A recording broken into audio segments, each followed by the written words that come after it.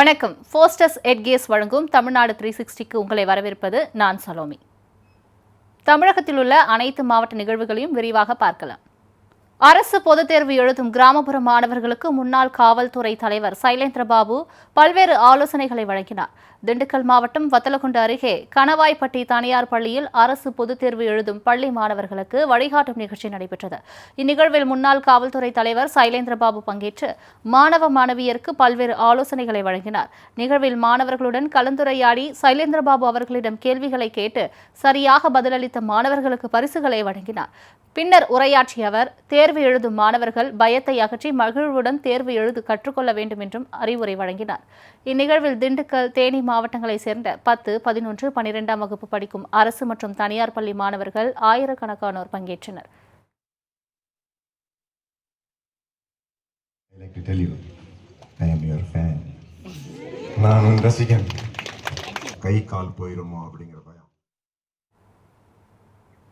பொங்கல் பண்டிகை முன்னிட்டு தூத்துக்குடி வாழை சந்தையில் வாழைத்தார் விலை 2 மடங்காக அதிகரித்துள்ளது. தூத்துக்குடி மாவட்டத்தில் ஆத்தூர், ஏரல், ஸ்ரீவைகுண்டம், சாயர்புரம் உள்ளிட்ட இடங்களில் ஆயிரக்கணக்கான ஏக்கரில் வாழை விவசாயம் செய்யப்பட்டு வருகின்றன. இதில் வாழைக்காய் மற்றும் வாழை இலைகள் தூத்துக்குடி காமராஜர் மார்க்கெட்டுக்கு கொண்டு வரப்பட்டு அங்கிருந்து தமிழகத்தின் பல்வேறு பகுதிகளுக்கும் விற்பனைக்கு அனுப்பி வைக்கப்படுகிறது. இந்நிலையில் பொங்கல் பண்டிகையொட்டி தூத்துக்குடி வாழை சந்தையில் வாழைத்தார் விலை வழக்கத்தை விட 2 மடங்கு உயர்ந்துள்ளது. கனமழை காரணமாக விளைச்சல் குறைந்ததால் வரத்து குறைந்தது. இதனால் வாழைத்தாரின் விலை கிடுகிடுவென உயர்ந்தது. வழக்கமாக நாட்டு வாழைத்தார் 450 ரூபாய்க்கு விற்பனையாகும் நிலையில் இன்று 800 ரூபாய்க்கும், கதலிப்பழம் 250 ரூபாயிலிருந்து 400 ரூபாய்க்கும் விலை அதிகரித்துள்ளது. 1000 ரூபாய்க்கு விற்பனையாகும் செவ்வாழைத்தார் 2000 ரூபாய்க்கும் விற்பனையானது. இதேபோன்று வாழை இலையும் சிறிய கட்டு 750க்கும், பெரிய கட்டு 1200க்கும் விற்பனையானது. விலை அதிகரிப்பால் விவசாயிகள் கடும் மகிழ்ச்சி அடைந்துள்ளனர்.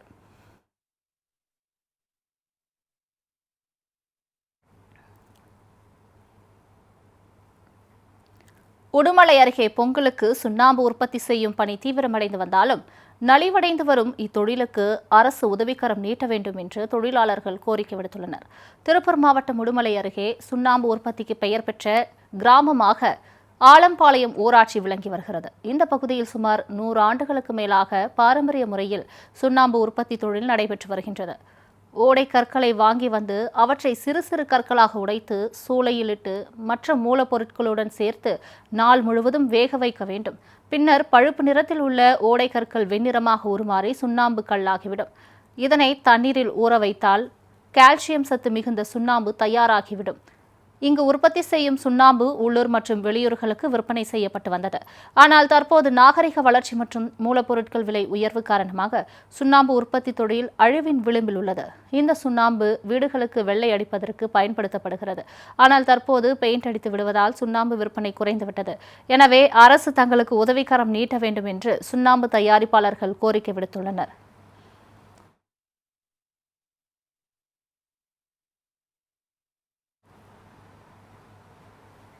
தேனி அரசு மருத்துவக் கல்லூரியில் நடைபெற்ற புத்தக கண்காட்சியில் மருத்துவ மாணவர்கள் பலரும் பங்கேற்று பயன்பெற்றனர்.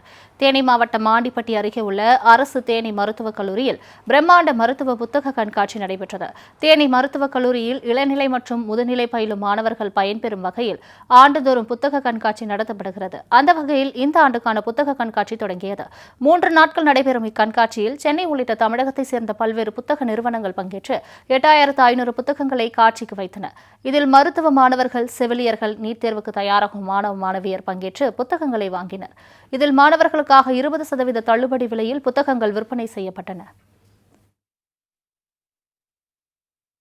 மெடிக்கல் காலேஜ் பொறுத்தவரையில இது மாதிரி புத்தக கண்காட்சி நடத்துறது வழக்கங்க. இது நம்மளோட லைப்ரரிக்கு புக்ஸ், புது எடிஷன் எல்லாம் வாங்குறதுக்கு, பிளஸ் நம்ம ஸ்டூடெண்ட்ஸ் பார்த்து அவங்களுக்கு வேணுங்கிற புக்ஸ் வாங்கிக்கிறதுக்கு ஒவ்வொரு வருடமும் இந்த லைப்ரரியில இருந்து இதை ஆர்கனைஸ் பண்ணுவாங்க. மெடிக்கல் ஸ்டூடெண்ட்ஸ் மட்டும் இல்லாமல் நம்ம நர்சிங் ஸ்டூடெண்ட்ஸு, லேப் ஸ்டூடெண்ட்ஸு எல்லாருக்கோட புக்குமே இங்கே இருக்குங்க. எல்லாருக்கும் தேவையான புத்தகங்களும் இங்கே இருக்குங்க. அதோட நமக்கு லைப்ரரியும் இருக்குங்க. அது யூனிவர்சிட்டியிலேருந்தே நமக்கு எம்ஜிஆர் யூனிவர்சிட்டியிலேருந்தே நமக்கு கொடுத்துருக்காங்க. ஸோ அந்த இதுலேயும் நம்ம ஸ்டூடெண்ட்ஸ் ஆக்சஸ் பண்ணிக்கலாம்.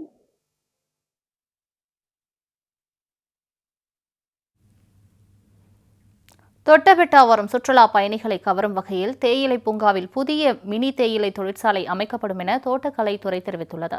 நீலகிரி மாவட்டம் உதகை சர்வதேச அளவில் சுற்றுலா தலமாக விளங்கி வருகிறது. இதனால் இங்கு நாள்தோறும் ஆயிரக்கணக்கான சுற்றுலா பயணிகள் வருகை தருகின்றனர்.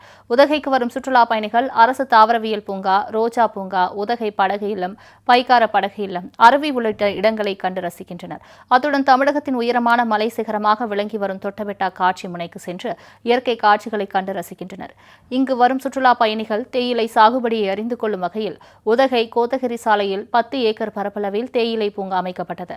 இந்நிலையில் சுற்றுலா பயணிகளை கவரும் வகையில் மலர் நாற்றுகள், மூலிகை நாற்றுகள் மற்றும் தேயிலை நாற்றுகள் தயார் செய்யப்பட்டு வருகின்றன. மேலும் மினி தேயிலை தொழிற்சாலை அமைக்கப்படும் என தோட்டக்கலைத்துறை சார்பில் தெரிவிக்கப்பட்டுள்ளது.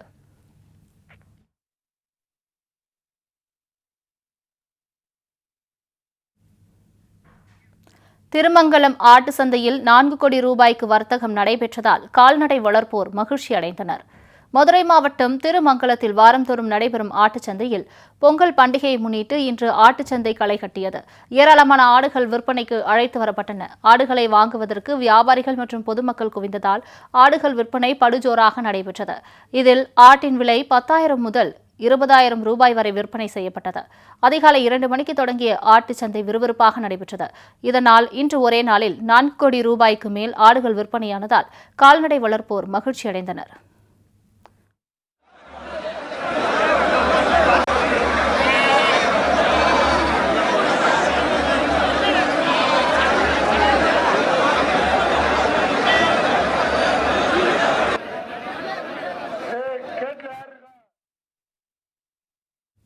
நாமக்கல்லில் நடைபெற்ற சிக்கன் பிரியாணி சாப்பிடும் போட்டியில் 50க்கும் மேற்பட்டோர் ஆர்வமுடன் பங்கேற்றனர். நாமக்கல் சேலம் சாலையில் உள்ள ஹாலிஸ் பிரியாணி ஹோட்டலில் பிரியாணி சாப்பிடும் போட்டிகள் நடத்தப்பட்டன. இந்த போட்டியில் 3 பெண்கள் உட்பட 50 இளைஞர்கள் பங்கேற்றனர். போட்டிகளை ஹோட்டல் உரிமையாளர்கள் பருவளதி மற்றும் இளம்பரிதி ஆகியோர் தொடங்கி வைத்தனர். 150 ரூபாய் நுழைவு கட்டணத்துடன் போட்டிகள் தொடங்கிய நிலையில் ஒருவருக்கு ஆரம்ப நிலையில் 3/4 கிலோ பிரியாணி வழங்கப்பட்டது. பெண்களும் இளைஞர்களும் ஆர்வத்துடன் பிரியாணியை வேகமாக சாப்பிட்ட நிலையில் பிரியாணி சாப்பிடும் ஆர்வத்தை தூண்டும் வகையில் இந்த போட்டிகளை நடத்தியதாக ஹோட்டல் உரிமையாளர்கள் தெரிவித்தனர். மேலும் அதிக பிரியாணியை குறைந்த நேரத்தில் சாப்பிட்ட நாமக்கல் பகுதியை சேர்ந்த மெக்கானிக் தொழில் செய்து வரும் பிரபு என்பவருக்கு 5,000 ரூபாய் பரிசு தொகை வழங்கப்பட்டது.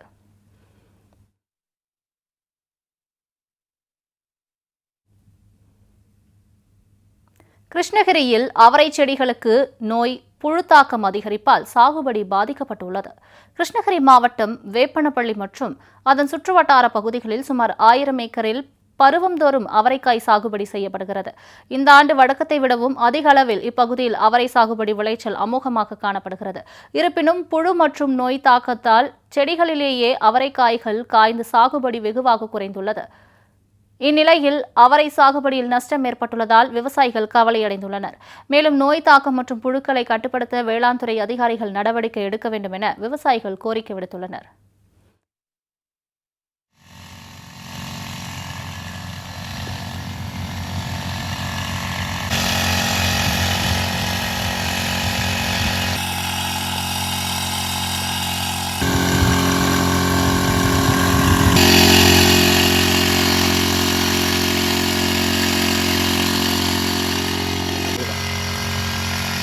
பூச்சாரம் முடிச்சு காட்டுறேன் இது வாங்கணும் எல்லாம்.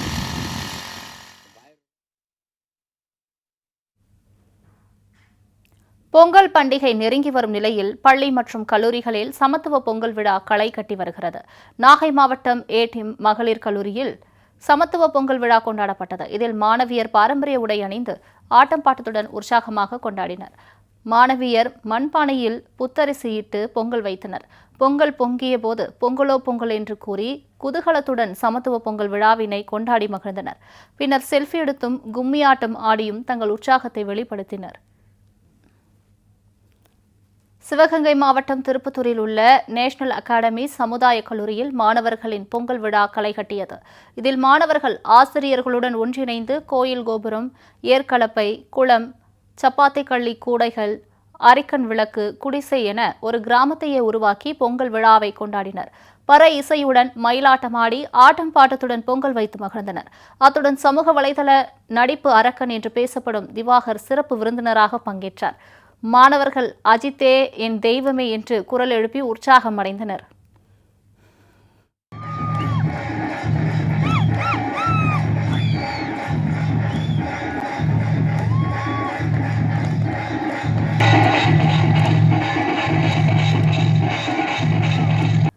தென்காசி மாவட்டம் இளஞ்சியில் உள்ள ராமசுவாமி பிள்ளை மேல்நிலைப் பள்ளியில் 1500க்கும் மேற்பட்ட மாணவ மாணவிகள் பயின்று வரும் நிலையில் இப்பள்ளியில் சமத்துவ பொங்கல் விழா கொண்டாடப்பட்டது. இதில் ஜெர்மன் நாட்டை சேர்ந்த சுற்றுலா பயணிகள் பங்கேற்றனர். வெளிநாட்டவரும் தமிழர்கள் பாரம்பரிய உடையான சேலை வேட்டி அணிந்து காய்கறிகளை படைத்து குத்து விளக்கை ஏற்றி பனை ஓலைகளால் தீமுட்டி மண்பானையில் பொங்கல் வைத்து மகிழ்ந்தனர். தொடர்ந்து கோலப்போட்டி, ஆடுபுலி ஆட்டம், சிலம்பம், வாழ்வீச்சு உள்ளிட்ட போட்டிகள் நடைபெற்றன. இதனை வெளிநாட்டவர்கள் ஆர்வமுடன் கண்டுகளித்தனர். இதேபோன்று தென்காசி மாவட்டம் ஆலங்குளத்தில் மலைராமர் கோவில் பகுதியில் செயல்பட்டு வரும் தனியார் பள்ளியில் சமத்துவ பொங்கல் விழா நடைபெற்றது. இதில் மாணவ மாணவியர் வேட்டி சட்டை மற்றும் பட்டு பாவாடை அணிந்து பங்கேற்றனர். ஆடல் பாடலுடன் களை கட்டிய விழாவில் மாட்டு வண்டி அமைக்கப்பட்டு அதில் மாணவர்கள் சவாரி செய்து மகிழ்ந்தனர். பின்னர் மாணவர்கள் 3 குழுக்களாக பிரித்து பொங்கல் வைத்து கொண்டாடினர்.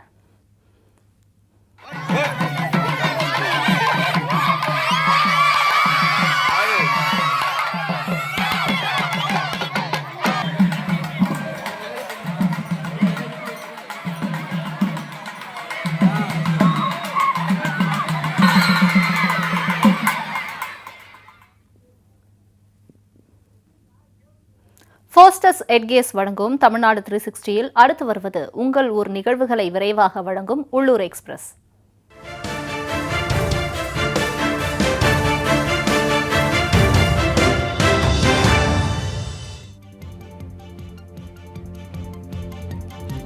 திருவண்ணாமலை மாவட்டம் வந்தவாசி வீர ஆஞ்சநேயர் கோவிலில் வைகுண்ட ஏகாதசி முன்னிட்டு ரூபாய் நோட்டுகளால் சிறப்பு அலங்காரம் செய்யப்பட்டது. முன்னதாக வீர ஆஞ்சநேயருக்கும் சீனிவாச பெருமாளுக்கும் சிறப்பு அபிஷேகங்கள், ஆராதனைகள் நடைபெற்றது. இதனைத் தொடர்ந்து மங்கள மேள வாத்தியங்கள் முழங்க சீனிவாச பெருமாளுக்கு மகா தீபாராதனை காண்பிக்கப்பட்டது. இதில் திரளான பக்தர்கள் கலந்து கொண்டு சுவாமி தரிசனம் செய்தனர்.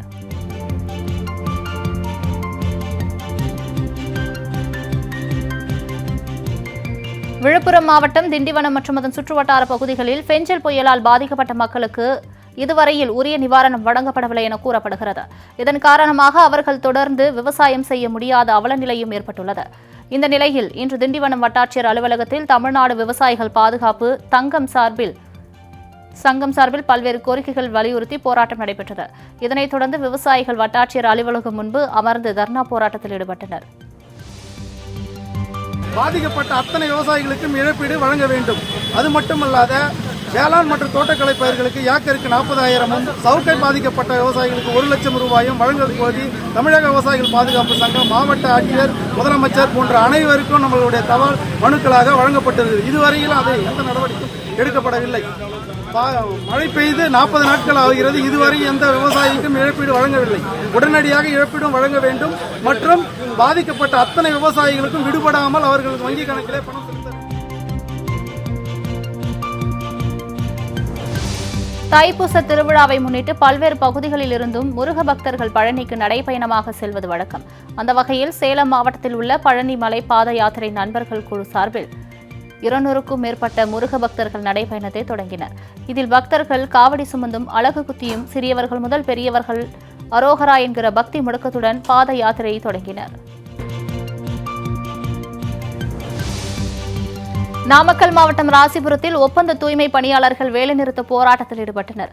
முறையான ஊதியம், தொழிலாளர் வருங்கால வைப்பு நிதி, மருத்துவ காப்பீடு தொகை வழங்குவது உள்ளிட்ட கோரிக்கைகளை வலியுறுத்தி இப்போராட்டம் நடைபெற்றது. மாதம் முழுவதும் குறிப்பிட்ட தேதியில் சம்பளம் வழங்காததால் மிகுந்த சிரமத்திற்கு உள்ளாவதாக தூய்மை பணியாளர்கள் வேதனை தெரிவித்தனர்.